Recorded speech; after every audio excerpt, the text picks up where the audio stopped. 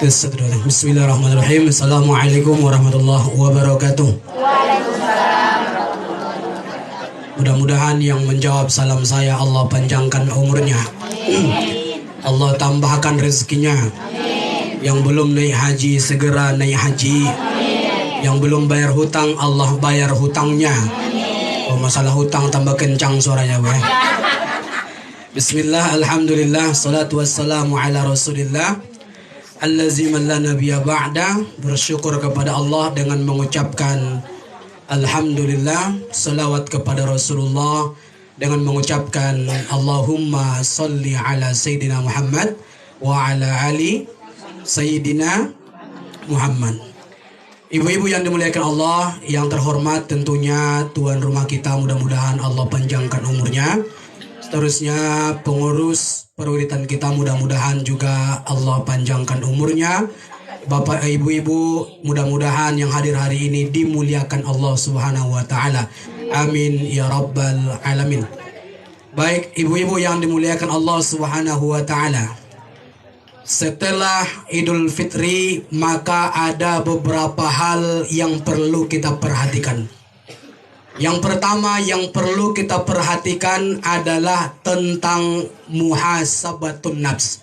Apa tadi, Bu? Muhasabah artinya adalah perbaikan, nafs artinya adalah apa tadi, Bu? Diri. Berarti muhasabatun nafs artinya perbaikan diri. Apa yang perlu kita perbaiki? Tentu diri kita. Dalam Islam, diri itu terbagi kepada dua bagian. Yang pertama, diri itu adalah diri yang di dalam. Yang kedua adalah diri yang di luar. Yang di dalam itu apa, Bu? Hati kita.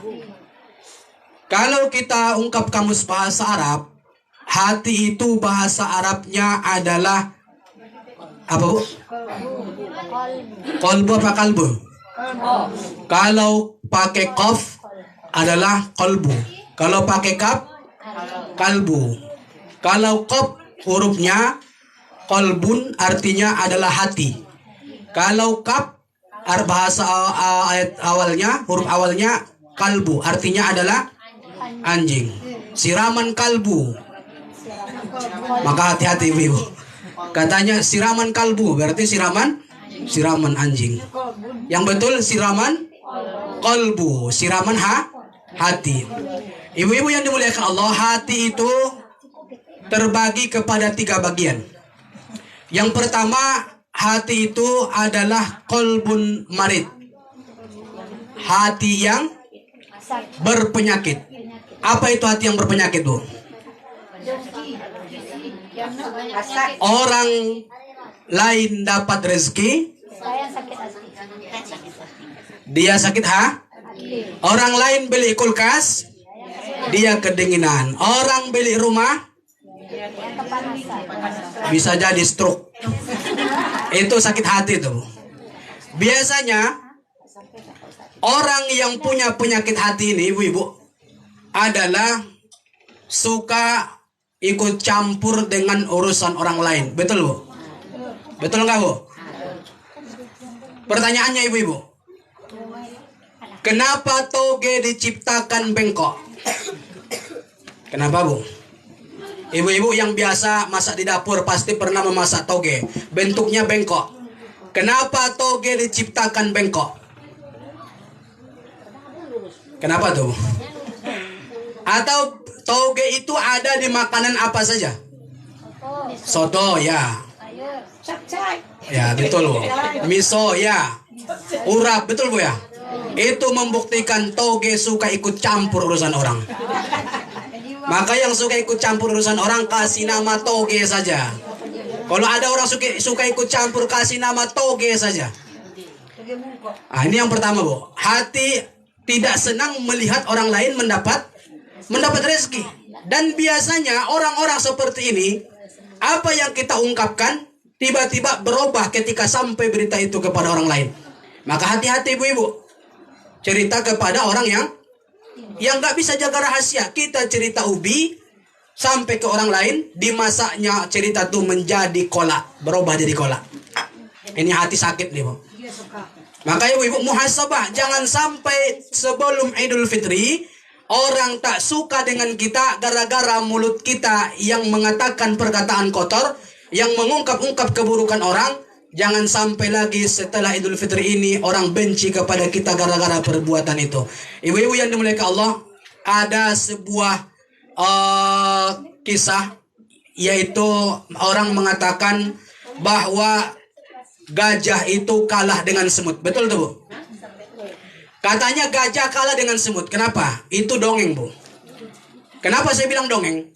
Gajah itu punya prinsip. Apa prinsip gajah? Ketika dia lewat pada satu jalan, kakinya terlobang satu, maka besok dia tahu dari jalan mana dia lewat. Maksudnya apa?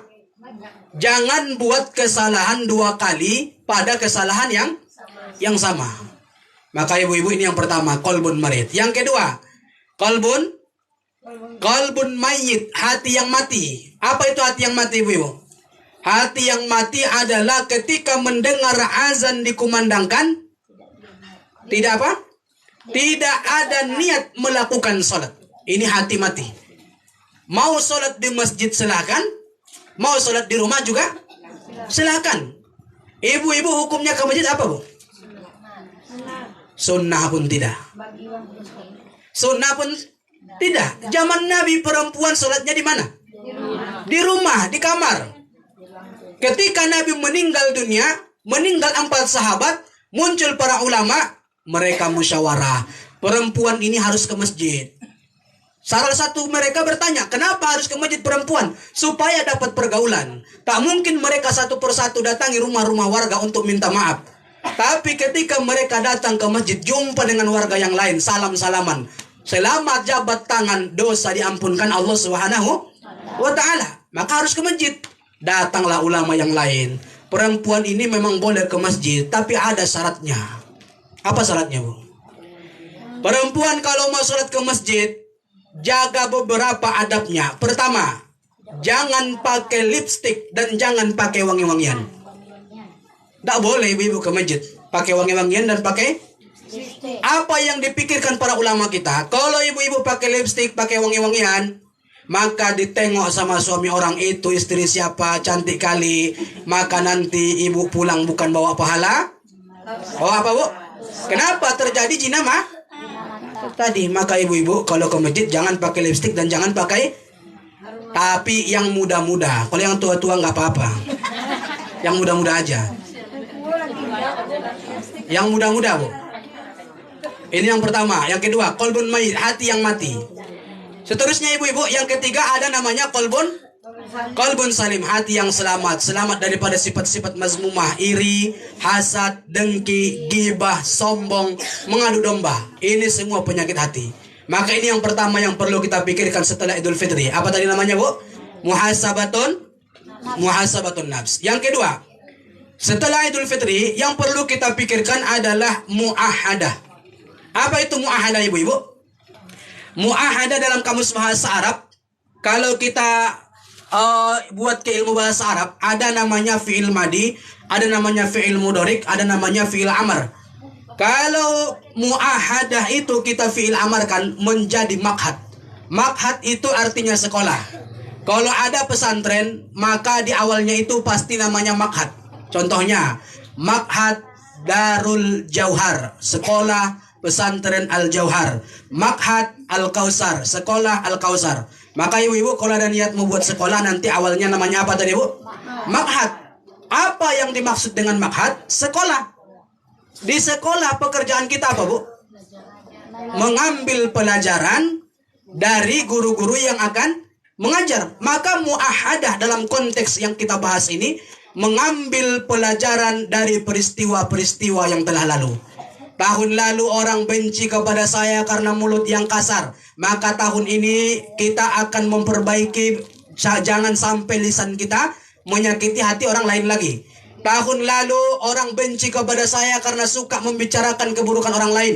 Setelah Idul Fitri, maka ibu-ibu juga harus berusaha menjaga lisan supaya tidak membicarakan keburukan orang lain. Ada seorang sahabat ibu-ibu datang kepada Nabi. Sahabat ini membanggakan tetangganya. Apa kata sahabat itu? Ya Rasulullah, saya punya tetangga. Kenapa tetanggamu? Rajin sholat ya Rasulullah. Puasanya luar biasa. Bahkan dia melakukan zakat. Bahkan dia lakukan sodakoh. Lalu Nabi terdiam sejenak. Nabi mengangkat wajah. Apa kata Nabi? Bagaimana dengan mulutnya, kata Nabi. Mulutnya bagaimana, kata Nabi. Tapi kalau mulutnya luar biasa ya Rasulullah. Suka bicarakan orang pula. Apa kata Nabi? Ahlin nar. Masuk neraka, kata Nabi. Maka bagaimanapun sholat kita, bagaimanapun ibadah kita, kalau mulut tak terjaga, maka neraka bagi kita. Ibu-ibu yang dimuliakan Allah Subhanahu wa taala, ada seorang sahabat, dia panggil kawan-kawannya ketika mereka berkumpul, tiba-tiba datang Rasulullah. Apa kata Nabi? Tahukah kalian siapa orang yang paling merugi di hadapan Allah? Siapa orang yang paling merugi di hadapan Allah? Datang seorang sahabat, dia tunjuk tangan. Ya Rasulullah, orang yang paling merugi di hadapan Allah, la dinar. Tidak ada uang baginya. Maksud dia kalau nggak ada uang nggak pernah sedekah. Berarti ini merugi di hadapan Allah. Kata Nabi tidak. Orang yang paling merugi di hadapan Allah, ibu-ibu, adalah orang yang banyak ibadah. Kata Nabi. Lalu bingung para sahabat. Kenapa ya Rasulullah? Dia banyak ibadah kok merugi di hadapan Allah. Saat dia banggakan ibadahnya di hadapan Allah. Ya Allah, ini ibadah puasa saya. Ini ibadah sholat saya. Ini ibadah zakat saya. Apa kata Allah? Tunggu dulu. Allah panggil orang-orang yang dia zolimi. Apa kata Allah? Hai orang-orang yang pernah dia zolimi. Silahkan kalian berbicara sekarang. Maka seseorang berbicara, ya Rasulullah, saya nggak redo dia masuk surga. Kenapa kata Allah? Dulu mulutnya tajam kepada saya. Dulu mulutnya kasar kepada saya. Sebesar apa dosa yang dia lakukan? Sebesar ini ya Allah, ambil pahala sebesar itu. Dipindahkanlah pahala kita kepada orang-orang yang kita bicarakan tadi. Datang yang kedua, ya Allah, saya juga enggak redo dia masuk surga. Ada apa lagi kata Allah? Dia juga pernah membicarakan keburukan saya ya Allah. Ambil lagi pahala sebesar itu. Kalau dalam umur 60 tahun, 50 tahun, 40 tahun hanya membicarakan 2 orang saja, amal kita masih aman. Tapi kalau sempat umur 50 tahun pernah membicarakan 30 orang. Umur 60 tahun pernah membicarakan 40 orang, habis amal kita. Maka kata Nabi, yang merugi di hadapan Allah itu bukan orang yang gak punya amal. Orang yang suka ibadah. Tapi mulutnya juga tajam kepada orang lain. Ahlin nar, kata Nabi. Tempatnya di neraka. Maka sahabat tadi ketika dia banggakan kepada Nabi, Nabi gak heran. Saya punya tetangga amalnya mantap ya Rasulullah. Mulutnya gimana kata Nabi. Tapi mulutnya luar biasa pula. Kasar pula kepada orang. Ahli neraka kata Nabi. Ibu-ibu yang dimuliakan Allah Subhanahu wa taala. Maka ini yang perlu kita perbaiki. Mu'ahadah. Kalau orang dah benci kepada kita gara-gara mulut kasar, gara-gara mulut selalu menyakiti hati orang, selalu menekankan pendapat sendiri, maka setelah Idul Fitri perlu kita perbaiki. Kenapa tahun lalu ekonomi saya menurun? Mungkin kurang banyak sedekah. Kenapa tahun lalu hati saya nggak pernah tenang? Mungkin kurang banyak ibadah kepada Allah. Ambil hikmah, mu'ahadah. Ambil pelajaran dari peristiwa-peristiwa yang telah lalu. Ini yang kedua, Bu. Yang pertama apa tadi, Bu? Ada lupa. Apa yang pertama tadi, Bu? Saya harus pastikan ibu-ibu hafal. Nanti saya berbicara beberapa jam, ternyata ibu-ibu nggak ada yang mau dibawa pulang. Karena saya sadar kalau hari Minggu seperti ini ingatannya cuma 2. Kalau ndak ke mall, ke pesta. Apalagi saya baru pulang dari pesta ini, Bu. Langsung ke sini. Biasanya pulang dari pesta ini banyak yang kumat darah tingginya. Dibawa sama suaminya ke dokter. Dokternya bertanya, istri bapak tadi di pesta makan sop kambing? Tidak. Sate kambing? Tak juga. Rendang kambing? Tak juga. Rupanya suaminya cerita, tadi di pesta Pak Dokter, istri saya ngambil nasi. Lewat di meja 1, ada ibu-ibu makan seperti ini. Di 5 jari ibu tuh ada 5 cincin emas. Umat darah tinggi istri saya katanya. Ini yang pertama, Bu ya. Apa tadi yang pertama, Bu? Muhasabah, perbaiki. Yang kedua, mu'ahadah. Ambil hikmah dari peristiwa-peristiwa yang telah lalu. Sudah sering kita ungkapkan ibu-ibu yang dimuliakan Allah Subhanahu wa taala. Ada beberapa pelajaran yang Allah berikan kepada kita. Bagaimana cara hidup bermasyarakat supaya tak banyak masalah. Apa yang Allah ajarkan kepada kita sudah sering kita ungkapkan. Dalam surah Al-Baqarah, innallaha la yastahyi ayyadriba mathalam ma ba'udatan fama fawqaha. Sesungguhnya Allah tidak segan-segan memberikan perumpamaan kepada manusia dengan seekor binatang yang kecil. Untuk apa ibu-ibu? Untuk hikmah bagi kehidupan manusia. Apa binatangnya, Bu? Yang pertama surah An-Naml. Apa arti An-Naml, Bu? Semut. Semut, betul. Kenapa Allah jelaskan semut dalam Al-Quran? Kenapa Allah nggak jelaskan yang lain? Karena segala sesuatu yang Allah jelaskan dalam Al-Quran ada hikmahnya bagi kita. Apa hikmah dari semut? Yang pertama, sebiji nasi dibandingkan tubuh semut yang lebih kecil daripada sebiji nasi tersebut. Tapi semut berusaha mendorong sendiri. Ketika semut tak bisa dorong sendiri, apa yang dia lakukan? Bekerjasama. Dia panggil kawan-kawannya. Akhirnya mereka dorong. Di saat musim kemarau, sarang semut dipenuhi dengan makanan. Allah sedang mengajarkan kepada kita melalui surah An-Naml ini agar saling tolong menolong dalam kebaikan. Jangan saling memburukkan. Jangan menasihati orang depan orang ramai. Kenapa? Imam Syafi'i berkata, orang yang paling baik di antara kamu, saat dia melihat kawannya salah, dia panggil, saat dia berdua, dia kasih nasihat. Tapi kalau ada kawan menasihati depan orang ramai, bukan kawan yang baik. Itu memalukan. Mempermalukan orang lain, menasihati depan orang banyak. Apa yang dilakukan Nabi saat mereka duduk dengan para sahabat, tiba-tiba satu sahabat buang angin. Nabi tahu siapa yang buang angin itu. Apakah Nabi menyuruh yang satu itu berwudu? Tidak. Nabi pikirkan, kalau saya berwudu, dia tersudutkan. Akhirnya apa yang dilakukan Nabi? Sekalian semua pergi berwudu, kata Nabi. Akhirnya tidak ketahuan siapa yang buang angin tadi. Begini cara Nabi memperlakukan sahabat-sahabatnya. Maka ibu-ibu dalam hidup bermasyarakat, kalau nampak kawan salah, jangan nasihati depan orang ramai. Tak betul cara kita seperti itu. Nasihati saat kita berdua. Dan kawan yang baik, yang mau menasihati kawannya walaupun perkataan itu pahit, karena dia takut kawannya salah, dikatakannya walaupun pahit. Maka ibu-ibu, kalau ada orang yang menasihati kita saat kita berdua, walaupun perkataan dia itu pahit, berarti itulah kawan yang baik bagi kita. Dia takut kita salah, walaupun pahit diungkapkannya kesalahan kita itu. Tapi kalau diungkapkannya depan orang ramai, ini bukan menasihati, tapi mempermalukan kita. Ibu-ibu yang dimuliakan Allah Subhanahu wa taala, maka Allah jelaskan semut agar saling mendukung, jangan saling menjatuhkan. Yang kedua, yang Allah jelaskan dalam Al-Qur'an surah An-Nahl ayat 68 sampai 70. Apa arti An-Nahl itu, Bu? Lebah. Kenapa Allah jelaskan lebah dalam Al-Qur'an? Ada hikmah dari seekor lebah. Dimanapun lebah hinggap, lebah tak pernah mematahkan ranting yang dia hinggapi. Atau ibu-ibu pernah melihat lebah mematahkan ranting? Lebah tak pernah meninggalkan kotoran.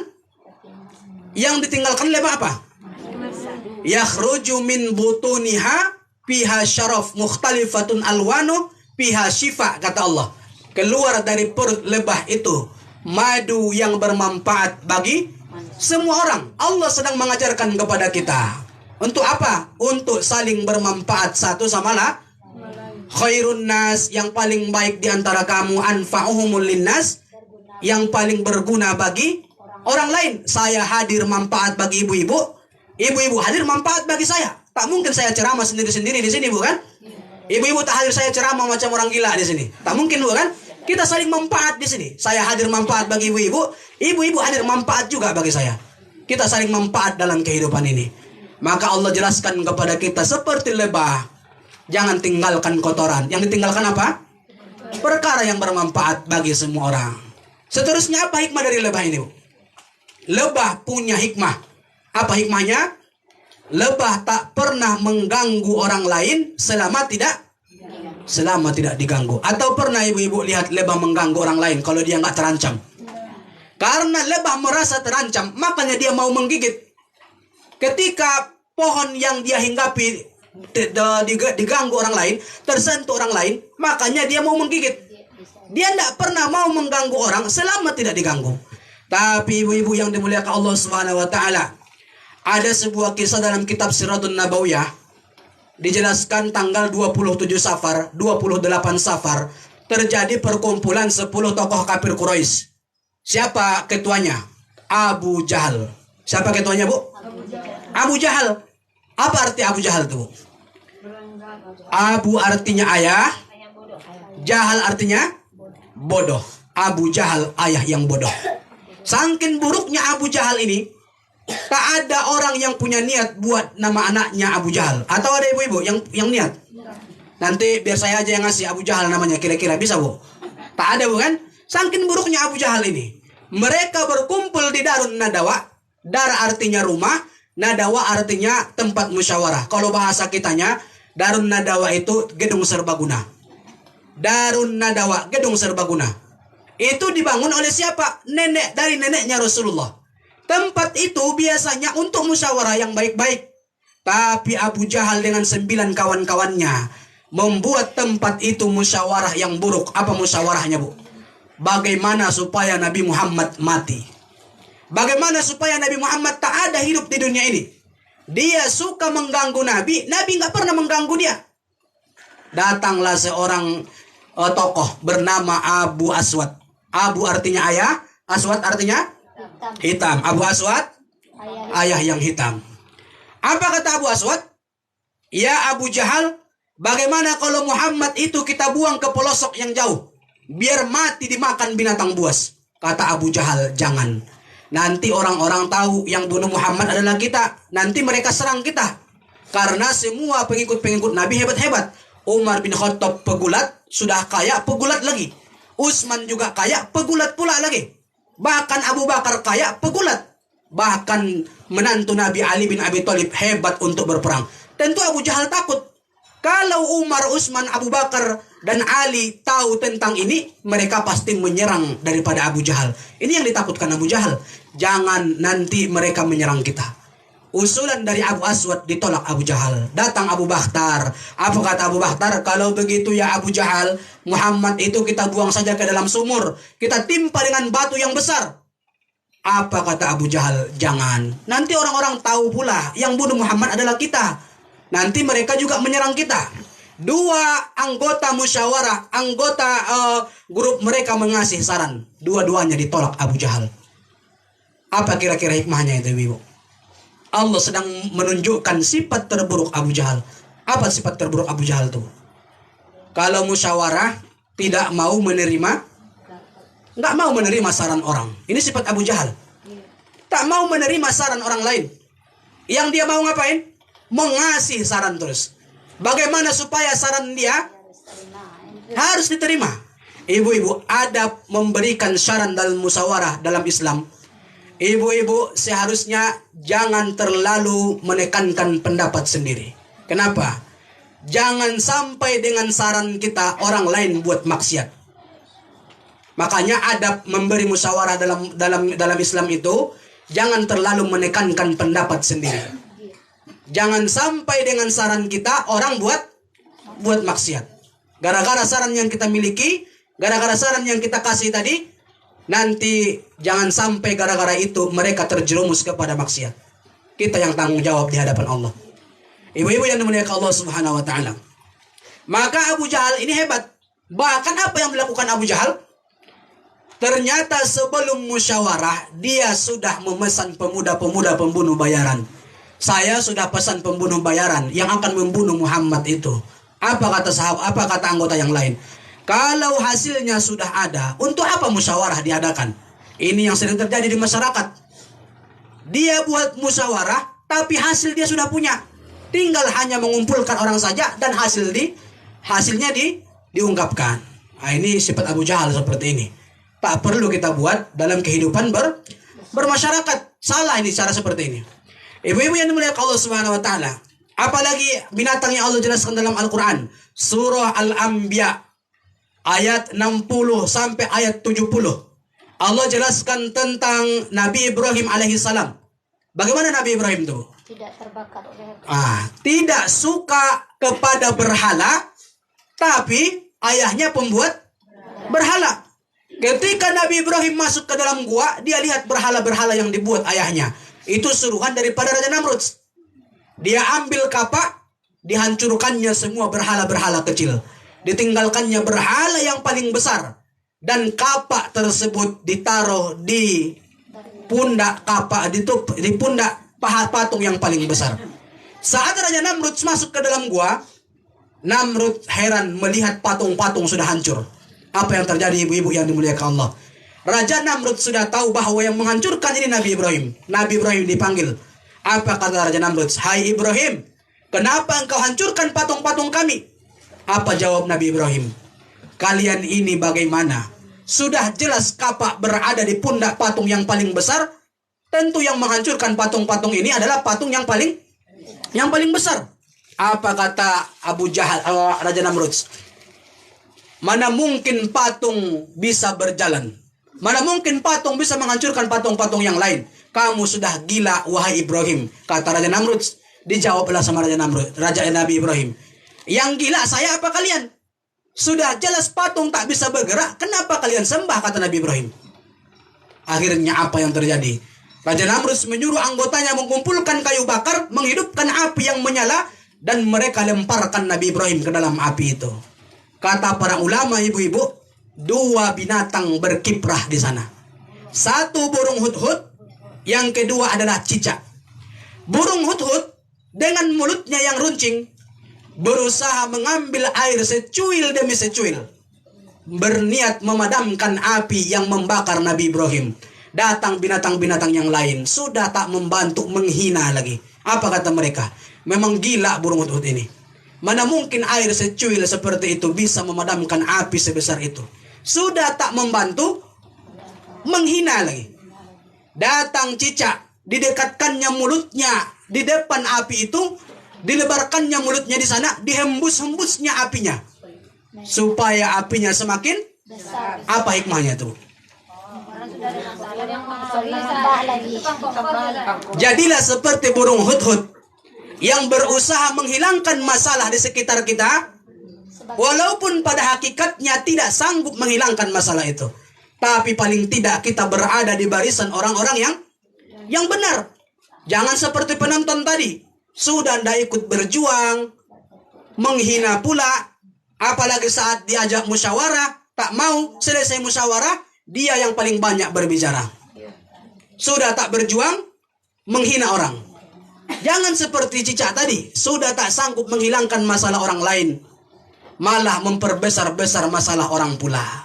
Ini ibu-ibu, Allah jelaskan kepada kita surah Al-Anbiya tadi, supaya meniru burung hudhud, berusaha menghilangkan masalah orang lain, walaupun pada hakikatnya tak sanggup menghilangkan masalah itu. Tapi paling tidak kita berada di barisan orang-orang yang benar. Sudah tak sanggup menghilangkan masalah, malah memperbesar-besar masalah orang pula. Ada lagi yang Allah jelaskan surah Al-Ankabut. Apa Al-Ankabut itu, Bu? Apa arti Al-Ankabut, Bu? Laba-laba. Apa itu, Bu? Laba-laba itu buat sarang. Dengan bentuk apa itu, Bu? Jaring-jaring. Allah sedang mengajarkan pada kita agar memperluas jaringan kita. Dimanapun kita pergi ada saudara kita.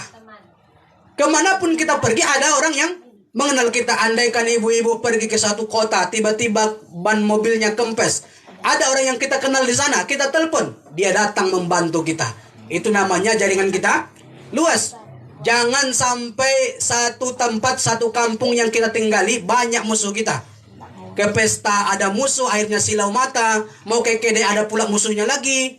Mau ke masjid ada juga musuh pula di situ. Aduh, takut kita kalau seperti ini. Mau ke pengajian juga ada musuhnya, akhirnya sama-sama tak enak hati. Jangan sampai seperti ini. Jika kita harus seperti lebah, memperluas jaringan dimanapun kita berada, ada saudara kita. Ibu-ibu yang dimuliakan Allah Subhanahu wa taala, setelah Idul Fitri ini yang perlu kita perbaiki adalah muahadah. Yang ketiga, muzahadah. Apa itu muzahadah, ibu-ibu? Bersungguh-sungguh menambah amal. Bersungguh-sungguh menambah amal. Ada sebuah buku bernama Kitab Durratun Nasihin. Dijelaskan di sana, ibu-ibu. Ada seorang ulama ahli ibadah. Sujudnya bukan setahun, 2 tahun, 3 tahun. 21.000 tahun Orang-orang dulu umurnya panjang-panjang. 21.000 tahun sujud kepada Allah. Dibanggakan oleh para malaikat. Apa kata para malaikat? Ya Allah, saya bangga dengan orang-orang alim itu. Apa kata Allah? Tunggu, itu ahli neraka, kata Allah. Allah tahu itu ahli neraka. Apa kejadiannya? Ternyata ketika amalnya banyak, ketika subuh dia berwuduk di telaga, datang malaikat pencatat amal kebaikan dan keburukan, membawa buku catatan. Apa kata ahli ibadah itu? Apakah ada namaku tercantum dalam buku tersebut? Saking luar biasa ibadahnya, bisa berbicara dengan malaikat. Apa kata ahli ibadah itu? Apakah namaku tercantum dalam buku amal orang-orang soleh? Apa kata malaikat itu? Lihatlah sendiri, engkau akan tahu bagaimana keadaanmu. Dibuka lembaran demi lembaran, ternyata satu pun tidak tercantum nama ulama tadi dalam buku amal orang-orang soleh. Itu berapa tahun tadi, Bu? 21. Kita paling berapa tahun paling lama kita sholat? Sudah berapa lama? Ada yang 60, ada yang 70, ada yang 100. Ini bukan 100 tahun, 21.000 tahun. Belum tentu amalnya diterima oleh Allah Subhanahu. Maka bermuzahadah, bersungguh-sungguh menambah amal. Yang keempat adalah muraqabah, merasa diawasi Allah Subhanahu. Saya ulang ibu-ibu, apa yang pertama tadi? Muhasabah, perbaiki diri. Yang kedua, muahadah, ambil hikmah dari peristiwa-peristiwa telah lalu. Yang ketiga, muzahadah, bersungguh-sungguh menambah amal. Yang keempat adalah muraqabah, merasa diawasi Allah Subhanahu wa taala. Ini yang dapat saya sampaikan. Kurang lebih saya minta maaf. Kalau ada pertanyaan silakan ibu-ibu sebelum saya tutup.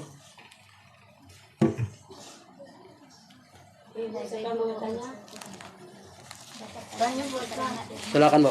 Kalau madun musab, Assalamualaikum warahmatullahi wabarakatuh. Waalaikumsalam warahmatullahi wabarakatuh. Kalau madun musabah itu Ustaz, sesudah sholat tahajud. Muhasabah yang rame-rame apa yang sendiri nih, Bu? Yang mencari ilmu. Awak cari ilmu Awak koreksi diri, iyo. Mengkoreksi diri, Bu, ya. Koreksi diri awak. Ya, koreksi diri ini tergantung kapan kita suka waktunya. Kalau ada seorang sahabat perempuan, dia namanya Robiatul Adawiyah. Robiatul Adawiyah ini perempuan yang dijamin Nabi masuk surga. Itu Robiatul Adawiyah itu sudah maksum dari dosa, dijamin Nabi masuk surga. Apa yang dilakukan Robiatul Adawiyah? Tiap malam dia muhasabah.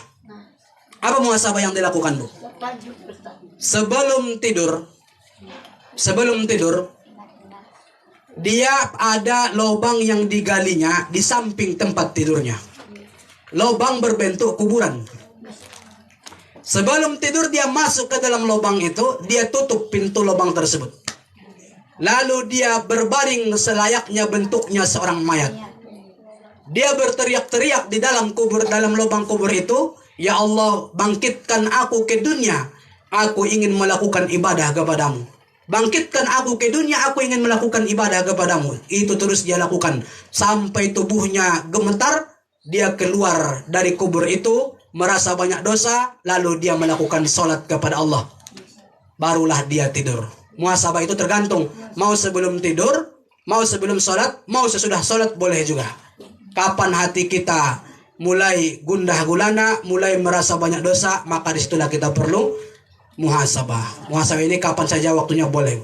Bagus, mungkin setiap kita sholat tahajud. Boleh juga, Bu. Tahajud ketika orang sibuk dengan tidurnya, kita memikirkan diri kita, atau sebelum tidur juga perlu juga kita muhasabah diri. Apa yang sudah saya lakukan hari ini? Berapa orang yang saya sakiti hatinya hari ini? Berapa kezaliman yang saya lakukan hari ini? Perlu kita lakukan muhasabah sebelum tidur. Ada lagi, ibu-ibu? Satu lagi, Ustaz. Silakan, Bu. Kalau istirahat, Ustaz, kan menjelang kita tidur kan kita udah isya di masjid, udah sholat sunnah. Menjelang tidur kita mengadakan sholat witir 3 rakaat sunat atau sunat waqt, Ustaz. Oh ya, baik. Untuk melakukan sholat witir Iya. sebelum tidur. Iya, menjelang tidur kan Ya. sholat sunat dulu, sholat wudu. Menjelang tidur kita sudah uduk dulu, saya sunat uduk. Witir itu setelah makan atau sunat biasa. Ya. Ya Bu, sholat witir itu sebenarnya sunnah biasa. Sunat biasa. Sunnah biasa saja. Nggak dilakukan pun itu tak ada masalah sebenarnya. Yang paling baik itu ketika kita sebelum tidur adalah yang diajarkan oleh Nabi. Kita perlu mengucapkan 2 kalimat syahadat. Satu ini jangan tinggal. Mana tahu kita meninggal dalam tidur, kita sudah terlebih dahulu mengucapkan asyhadu an la ilaha illallah wa asyhadu anna muhammadar. Jangan lupa mengucapkan itu Ibu. Mana tahu Allah matikan kita dalam tidur. Sebelum tidur kita sudah mengucapkan 2 kalimat syahadat. Jangan pernah lupa yang ini. Masih ada Ibu? Kalau baca kuliah juga Ustaz. Yang mana Bu? Oh ya betul. Ya betul. Waktu Nabi berbaring-baring di kamarnya dengan Siti Aisyah, apa kata Nabi? Apa kata Nabi? Jangan tidur sebelum menghotomkan Al-Quran. Bagaimana mungkin ya Rasulullah saya hotomkan dalam waktu sesingkat ini? Apa kata Nabi? Engkau bacakan 3 kul. Qul Allahu ahad, qul a'udzu birabbil falaq, qul a'udzu birabbin nas. Itu seolah-olah sudah menghotomkan Al-Quran sebelum tidur. Boleh. Masih ada ya Ibu? Tak ada? Baik. Saya serahkan kepada Ibu protokol kita. Assalamualaikum warahmatullahi wabarakatuh.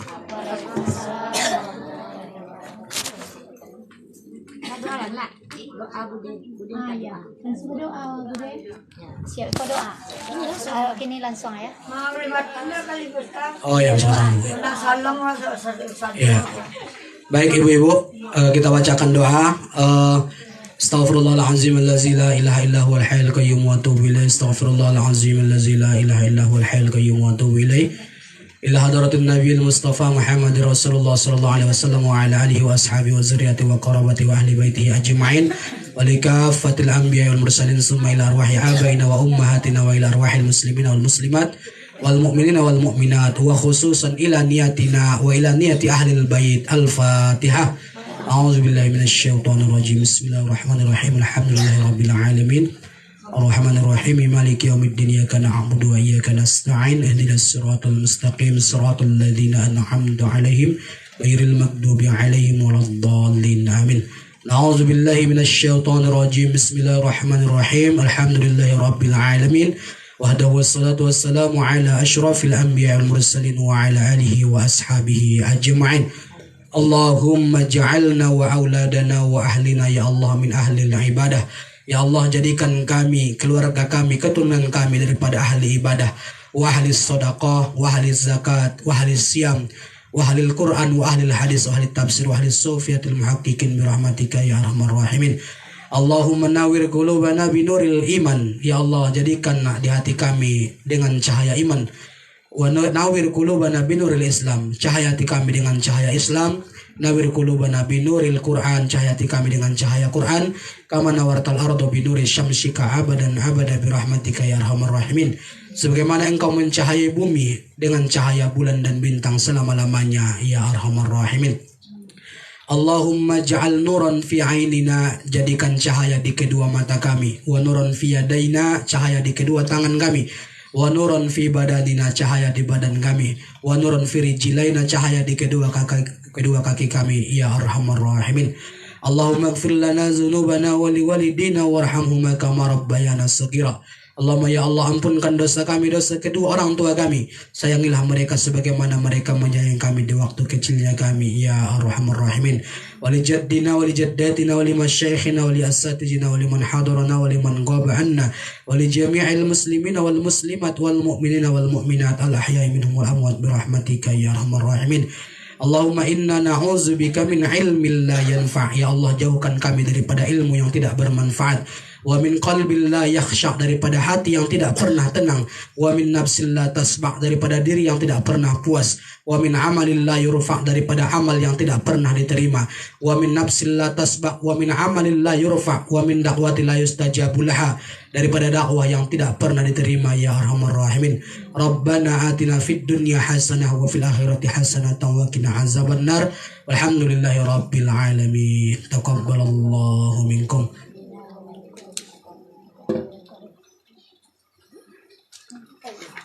Terima kasih.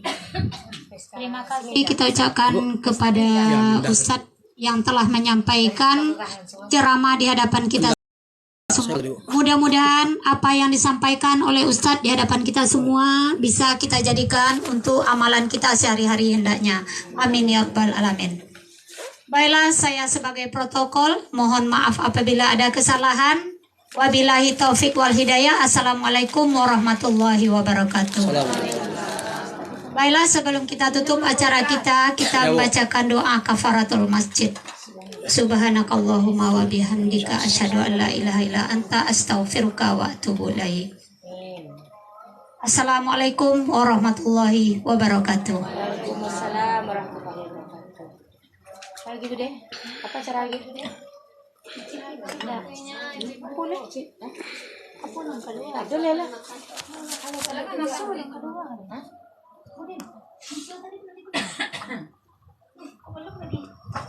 Misal dengan boleh. Bu, masuk makan, Bu. Nah. Silakan Bu. Ayo, Bu. Pulang ya. Oh ya, Bu. Tunggu dulu.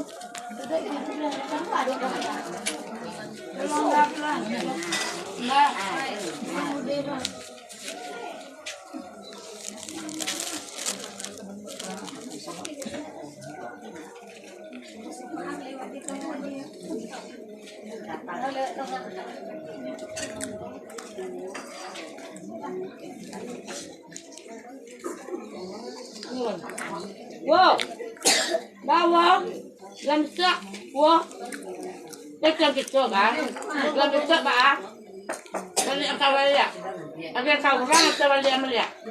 Dia kalau orang tak bisa membawa orang. Hah? Tenang bu, bisa. Dia ke rumah depan. Kau salah, kau salah. Dewa anak tak bude, kau salah.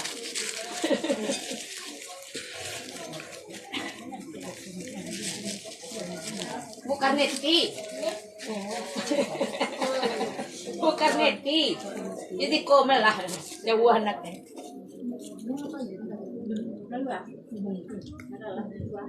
Apa?